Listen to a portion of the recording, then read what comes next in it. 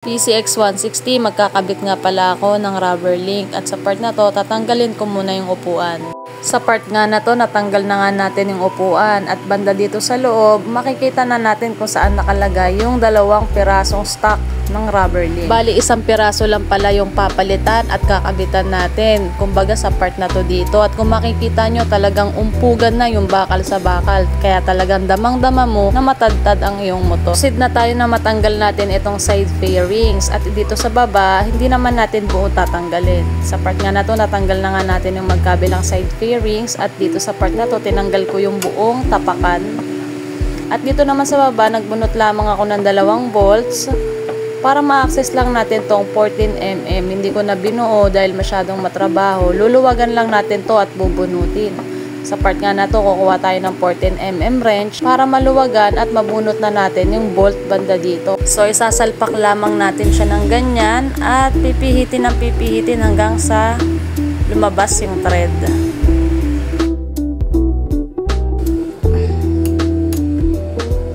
So, ma-access at matanggal natin yun. Ayan, nahila na nga natin. Medyo lumubog na nga siya. So, ayan yan. Hilahin ngayon natin. Sa part na to, napalabas na nga natin yung thread at maaari na nating bunutin ng marahan. Ingat lamang po tayo dahil naglalaban itong bushing at yung pinagkakabitan ng bushing sa ating chassis. So ayan, natanggal na natin. Natanggal nyo na.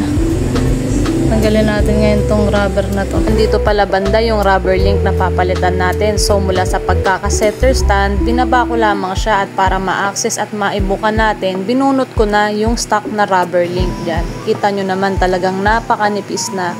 Conforme dito sa ating nabili na 24mm ang lapat. Nilinisan ko na nga pala itong pagsasalpakan natin ng bagong rubber link. Naglagay lamang ako ng kaunting langis sa dulo para mabilis nating maipasok itong rubber link at inikot ko lamang. Nailagay ko na nga pala yung ating bagong rubber link at naipasok ko na rin yung bolts dito banda sa ating bushing. Ingat lamang po sa pagpasok nito, medyo mahirap yung pag-a-align kasi talagang tatansyahin mo yung butas banda dun sa bushing. Kailangan meron kang katulong para magtugma yung butas ng bushing at yung butas dito na pagpapasukan ng ating 14mm na bolts. So nahigpitan ko na nga rin, pwede na nating ibalik lahat ng mga fairings at ida-dry test na rin pala natin siya. So okay na, ganun lang din kadali, naikabit naman natin lahat ng mga fairings at wala naman tayong sumobrang tornilyo. Maraming salamat po sa panonood.